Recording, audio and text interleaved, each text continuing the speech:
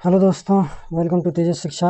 और आज हम लोगों का जो विश्व भूगोल है उसका अंतिम चैप्टर शुरू होने जा रहा है। ठीक है। और आज हम लोगों का टॉपिक क्या है? चक्रवात व प्रति चक्रवात, आर्द्रता और बादल। ठीक है। इनके बारे में देखेंगे और इसके साथ ही हम लोगों का जो वर्ल्ड जियोग्राफी है वो यहीं पर ख़त्म हो जाएगी। ठीक है।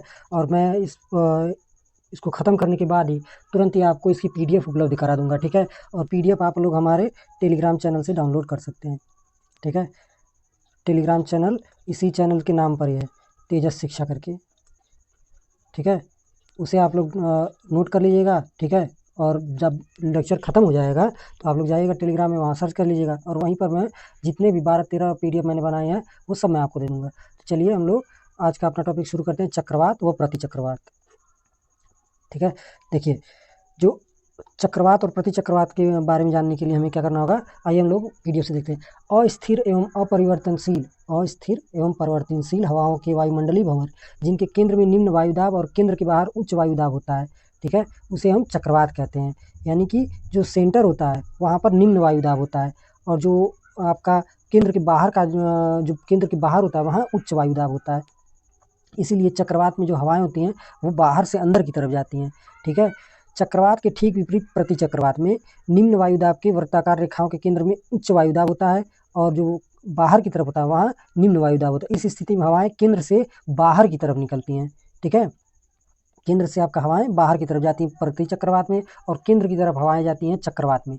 ठीक है। चक्रवात की दिशा उत्तरी गोलार्ध में घड़ी की सुइयों के विपरीत होती है और दक्षिणी गोलार्ध में घड़ी की सुइयों की दिशा में होती है। ठीक है। उत्तरी गोलार्ध में आपका विपरीत दिशा में चक्रवात होते हैं और दक्षिणी गोलार्ध में आपका घड़ी की सुइयों के विपरीत होते हैं। और सेम यही लॉजिक आप लोगों का प्रति चक्रवात में होता है। प्रति चक्रवात में क्या होता है? उल्टा होता है। प्रति चक्रवात की दिशा चक्रवात के ठीक विपरीत होती है, अर्थात उत्तरी गोलार्ध में घड़ी की सुइयां उत्तरी गोलार्ध में घड़ी की सुइयों के अनुकूल होते हैं क्लॉकवाइज डायरेक्शन में और दक्षिणी गोलार्ध में घड़ी की सुइयों के विपरीत होते हैं।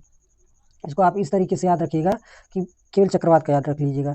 चक्रवात उत्तरी गोलार्ध जो होता है, उत्तर में हम लोग उतना जैसे हिंदू मान्यताओं में कोई वैसा काम नहीं किया जाता है, पवित्र काम नहीं किया जाता है। जबकि दक्षिणी गोलार्ध में जो पवित्र कार्य होते हैं, तमाम तरीके के पूजा पाठ या दक्षिण की तरफ मुख करके पढ़ना वढ़ना, ये सब काम मनो होता है। तो ठीक है। तो दक्षिण में चक्रवात दक्षिण गोलार्ध में क्या होता है? चक्रवात आपका घड़ी की सुइयों की दिशा में होता है। घड़ी की सुइयाँ इस तरीके से चलती हैं। ठीक है। तो घड़ी की सुइयों के साथ ही चलता है। ठीक है। और उत्तरी गोलार्ध में सब कुछ उल्टा हो जाता है, पूजा पाठ में भी उल्टा होता है। तो आप लोग देख लीजिएगा, इतने समझदार तो आप लोग हैं ही। मैं न्यूमेरिक्स वाला टीचर हूँ नहीं और आप लोग न्यूमेरिक्स अपने हिसाब से बना लीजिएगा। मैंने खैर इसी तरीके से याद किया है। देखिए, यहाँ पर फिगर में दिखाया हुआ है जो चक्रवात है ये आपका उत्तरी गोलार्ध में दिया हुआ है। उत्तरी गोलार्ध में चक्रवात होते हैं वो घड़ी की जो सुइयाँ होती हैं उनके विपरीत होते हैं। ठीक है। और जो घड़ी की सुइयाँ जो विपरीत होती हैं तो इनके बीच में जो होता है, जो सेंटर में होता है, यहाँ पर लो होता है, लो प्रेशर होता है। सेंटर में लो प्रेशर होता है और एंटी साइक्लोन में सेंटर में हाई प्रेशर होता है। देखिए, चक्रवात दो प्रकार के होते हैं। पहला है आपका शीतोष्ण कटिबंधीय चक्रवात और दूसरा है आपका उष्ण कटिबंधीय चक्रवात। ठीक है। शीतोष्ण कटिबंधीय चक्रवात कौन से होते हैं? 30 डिग्री से लेकर 65 डिग्री अक्षांशों के मध्य जो उत्पन्न होते हैं यहाँ पर, उन्हें हम क्या कहते हैं? शीतोष्ण कटिबंधीय चक्रवात। शीतोष्ण कटिबंधीय 30 से लेकर 65। ठीक है। शीतोष्ण से आप लोग याद रखिए, शीतोष्ण जो होता है वो आपका ठंडे प्रदेशों की तरफ ही होता है। जैसे जैसे हम 90 डिग्री की तरफ चलते जाते हैं अक्षांश में, ठंडा बढ़ता जाता है। और यहाँ पर ध्रुवीय क्षेत्रों से आने वाली शीतल व भारी वायु राशियाँ तथा अयनवर्ती क्षेत्रों से जाने वाली उष्ण वायु राशियों के मिलने से इन चक्रवातियों की उत्पत्ति होती है। तो देखिए, आपका कौन सा है? आपका उष्ण कटिबंधीय चक्रवात। इसका जन्म कर्क रेखा व मकर रेखा के बीच में होता है। ठीक है।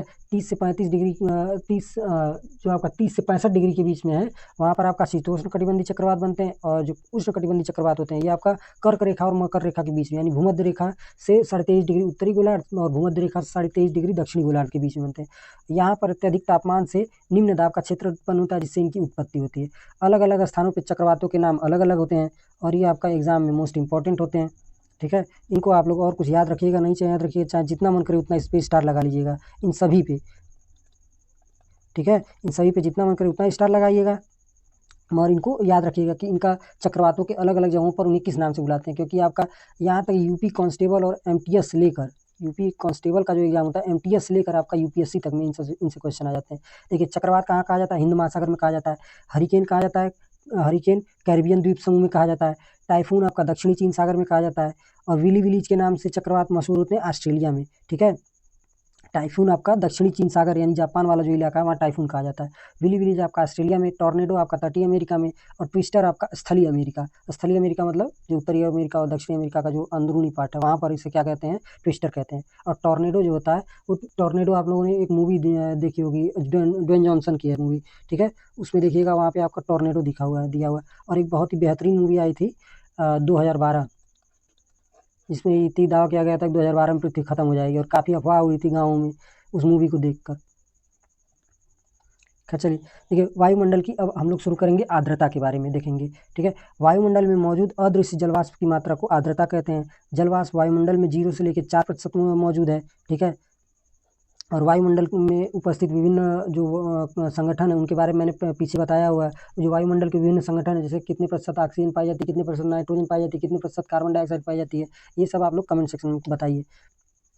देखिए, महासागरों, वायुमंडल और महाद्वीपों के बीच जल का आदान प्रदान, वाष्पीकरण, वाष्पोत्सर्जन, संघनन एवं वर्षण के द्वारा निरंतर होता रहता है। पृथ्वी पर जल के इस तरह के अनंत संचरण को जलीय चक्र कहते हैं। और हवा के प्रति इकाई आयतन में विद्यमान जल वाष्प की मात्रा को क्या कहते हैं, निरपेक्ष आर्द्रता कहते हैं, ठीक है। प्रति इकाई आयतन में विद्यमान जल वाष्प की मात्रा को निरपेक्ष आर्द्रता कहते हैं। इसे अधिकतर ग्राम प्रति घन मीटर में व्यक्त किया जाता है।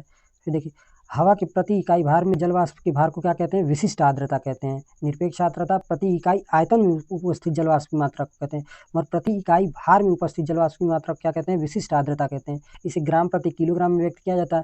और यह आप लोगों का पूछ देता है, ठीक है, तमाम एग्जाम जो होते हैं, वनडे एग्जाम आपका आरओ में ही आपका निरपेक्ष आर्द्रता के बारे में पूछा हुआ था। और किसी तापमान पर हवा में मौजूद जल वाष्प को उसी तापमान पर हवा की जल वाष्प धारक क्षमता के अनुपात को सापेक्ष आर्द्रता कहते हैं। सापेक्ष आर्द्रता हो गई आपकी। देखिए, यदि हवा किसी भी तापमान पर अपने में इतना जल वाष्प धारित किए हुए है जितनी उसकी धारक क्षमता है, तो उस हवा को क्या कहते हैं, संतृप्त वायु कहते हैं, ठीक है। संतृप्त हवा की सापेक्ष आर्द्रता 100% होती है, यानी कि संतृप्त जो हवा होती है ना, तो उसको किसी संतृप्त बॉन्ड आप लोगों ने सुना होगा, जो हिंदी मीडियम की केमिस्ट्री का लेक्चर देखे होंगे या केमिस्ट्री आप लोगों ने पढ़ी होगी, वहाँ पे संतृप्त और असंतृप्त बॉन्ड के बारे में बताया जाता है। हवा का कोई नमूना जिस तापमान पर संतृप्त हो जाता है उस तापमान को उष्मांक कहते हैं, ठीक है। उष्मांक किसे कहते हैं, हवा का कोई भी नमूना जिस तापमान पर संतृप्त हो जाता है उसे हम उष्मांक बिंदु कहते हैं। जल के तरल से गैसीय अवस्था में परिवर्तन की प्रक्रिया को वाष्पीकरण कहते हैं। 1 ग्राम जल को जलवाष्प में बदलने के लिए 600 कैलोरी ऊर्जा की आवश्यकता पड़ती है। और ये आपका यूपी कांस्टेबल में आया हुआ था, यूपी कांस्टेबल में, और आपके आरपीएफ एसआई के एग्जाम में भी आया था। आरपीएफ का ग्रुप डी में आया था या एनटीपीसी का कोई एग्जाम था उसमें आया हुआ था, आरआरबी का था या एनटीपीसी का था, उसी में से किसी में आया था। 600 कैलोरी ऊर्जा की आवश्यकता होती है। 1 ग्राम जल के तापमान को 1 डिग्री सेल्सियस बढ़ाने में जितनी ऊष्मा लगती है उसे ही कैलोरी कहा जाता है, ठीक है। जल की गैसीय अवस्था से तरल या ठोस अवस्था में बदलने की प्रक्रिया को संघनन कहते हैं। जल जब गैस अवस्था से तरल या ठोस अवस्था में बदल जाता है तो उसे संघनन कहते हैं। हवा का जलवाष्प जब संघनित होकर नन्ही बूंदों के रूप में धरातल पर स्थित घास की नोकों या पौधों की पत्तियों पर जमा हो जाता है तो उसे ओस कहते हैं। जब संघनन एक ऐसे उष्मांक पर होता है जो हिमांक से नीचे हो, तो अतिरिक्त जलवाष्प जल कणों के बदले हिम कणों के रूप में बदल जाते हैं, जिसे तुषार या पाला कहते हैं, ठीक है। और ये आप लोगों का एग्जाम में आ जाते हैं परिभाषाएं, और इन परिभाषाओं को आप लोग अच्छे देखिएगा। कोहरा किसे कहते हैं, कोहरा एक प्रकार का बादल है जिसका आधार पृथ्वी के धरातल पर उसके बिल्कुल समीप होता है। खुली स्वच्छंद हवा में काफ़ी ऊंचाई तक जल वाष्प के संघनन से बादल बनते हैं। जल कणों या हिम कणों के झुंड को बादल कहा जाता है। यहाँ से हम लोगों का बादल शुरू हो रहा है, बादलों के बारे में देखेंगे, ठीक है। चलिए, धरातल से जल का वाष्पीकरण लगातार होता रहता है, अतः जल वाष्प युक्त वायु ऊपर उठती है तो प्रसरण की प्रक्रिया से वह शीतल होकर संतृप्त हो जाती है, और जब तापमान उष्मांक से नीचे की पहुंचता है तो संघनन होकर जल वाष्प अत्यंत सूक्ष्म कणों में परिवर्तित हो जाता है।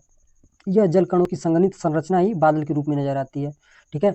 उष्मांक मैंने यहाँ ऊपर बताया है ना, देखिए आपका ये रहा। जब संघनन एक ऐसे उष्मांक पर होता है जो हिमांक से नीचे हो, तो अतिरिक्त जलवाष्प जल कणों के बदले हिम कणों के रूप में जमा हो जाते हैं, जिसे तुषार या पाला कहते हैं, ठीक है। देखिए, धरातल से जल का वाष्पीकरण लगातार होता रहता है। जब जल वाष्प युक्त वायु ऊपर उठती है तो प्रसरण की प्रक्रिया से वह शीतल होकर संतृप्त हो जाती है, और यह तापमान उष्मांक से नीचे पहुंच जाता है तो संघनन होकर जल वाष्प अत्यंत सूक्ष्म कणों में के रूप में जल कणों में परिवर्तित हो जाती है। यह जल कण संघनित संरचना ही बादल के रूप में नजर आती है, ठीक है। बादल मुख्यतः हवा की रुद्धोष्म प्रक्रिया के द्वारा ठंडे होने पर उनके तापमान के उष्मांक से नीचे गिरने से बनते हैं, और पक्षाभ जो मेघ होते हैं वो ऊंचे, सफ़ेद और पतले होते हैं। ये हिमकणों से बने होते हैं और ये हल्के धब्बों के रूप में होते हैं और देखने में रेशेदार पंख सरीखे जैसे लगते हैं। देखिए यहाँ पर मैंने फिगर लगाया हुआ है। कपासी मेघ का आधार समतल व शीर्ष गुंबदनुमा होता है और ये मेघ ऊपर की दिशा में विकसित होते हैं और इनकी बनावट गोभी के फूल की जैसे होती है, कुछ इस तरीके की। ठीक है। वर्षा कपासी मेघों से तेज बौछार के रूप में बारिश होती है। वर्षा कपासी मेघों से तेज बौछारों के रूप में बारिश होती है। साथ ही ओले और तड़ी झांझ भी उत्पन्न होते हैं। भारी वर्षा के कारण इन्हें गरजदार बादल भी कहते हैं। ठीक है। और देखिए अस्तरी मेघ कौन से होते हैं? अस्तरी मेघ परतदार चादर जैसे लगते हैं। ये अधिकांशतः या पूर्ण आकाश को ढके रहते हैं और आधार की औसत ऊंचाई के अनुसार बादलों को 3 वर्गों में बांटा गया है। पहला आपका ऊंचे जो मेघ होते हैं वो कहाँ से कहाँ तक होते हैं? 6000 मीटर से लेकर 12000 मीटर तक, यानी 6 किलोमीटर से 12 किलोमीटर तक।